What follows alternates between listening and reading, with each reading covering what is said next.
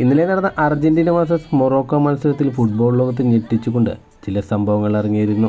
2024 Olympics മത്സരമായിരുന്നു ഇന്നലെ നടന്നത്. മത്സരത്തിൻ്റെ 46-ാം മിനിറ്റിൽ അർജന്റീനയ്ക്കെതിരെ മൊറോക്കോ ആദ്യ ഗോൾ കണ്ടെത്തി ലീഡെടുക്കുന്നു. ആദ്യ പകുതി അവസാനിക്കുമ്പോൾ 1-0 അർജന്റീനയ്ക്കെതിരെ മൊറോക്കോ വിജയിച്ചു നിൽക്കുന്നു.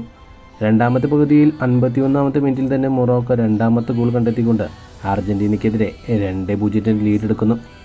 മത്സരത്തിൻ്റെ 68-ാമത്തെ മിനിറ്റിൽ അർജന്റീന ഒരു ഗോൾ മടക്കിക്കൊണ്ട് 2-1 എടുക്കുന്നു. മത്സരത്തിൻ്റെ അവസാനത്തേക്ക് എടുക്കുന്തോറും മൊറോക്കോ ആരാധകർ മത്സരം ശല്യപ്പെടുത്തുന്നു. റഫറി ആഡ് ഓൺ ടൈമായി 15 മിനിറ്റ് നൽകുന്നു. മത്സരത്തിൻ്റെ 106-ാമത്തെ മിനിറ്റിൽ അർജന്റീന മൊറോക്കോയ്ക്കെതിരെ സമനില ഗോൾ കണ്ടെത്തുന്നു. ഈ ഗോൾ കണ്ടെത്തിയതിന് ശേഷം മൊറോക്കോ ആരാധകർ ഗ്രൗണ്ടിലേക്ക് ഇരച്ചു കയറുന്നു. അവർ അർജന്റീനയുടെ താരങ്ങളിരിക്കുന്ന ബെഞ്ചിന് നേരെ ഫയർ വർക്കുകളും കുപ്പികളും എറിയുന്നു. മത്സരത്തിൽ സെക്യൂരിറ്റി പ്രോബ്ലം കാരണം അർജന്റീന താരങ്ങൾ കളം വിടുന്നു. മത്സരം പുനരാരംഭിക്കാൻ കഴിയാതെ 1.5 മണിക്കൂർ കടന്നു പോകുന്നു.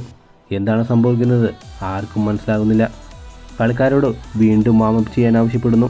മത്സരം 3 മിനിറ്റ് കൂടി നൽകണമെന്ന് റഫറി വിധിക്കുന്നു. മത്സരത്തിലേക്ക് ഇറങ്ങിയ അർജന്റീന താരങ്ങളെ ഞെട്ടിച്ചുകൊണ്ട് റഫറി അർജന്റീന നേടിയ രണ്ടാമത്തെ ഗോൾ സമനില ഗോൾ അത് ഓഫ് സൈഡായി വിധിക്കുന്നു. മത്സരം 3 മിനിറ്റ് കൂടി നൽകുന്നു. 3 മിനിറ്റിൽ അർജന്റീനയ്ക്ക് തിരിച്ച് ഗോൾ നേടാൻ സാധിക്കാത്തതുകൊണ്ട് മത്സരം 2-1 മൊറോക്കോ വിജയിക്കുന്നു.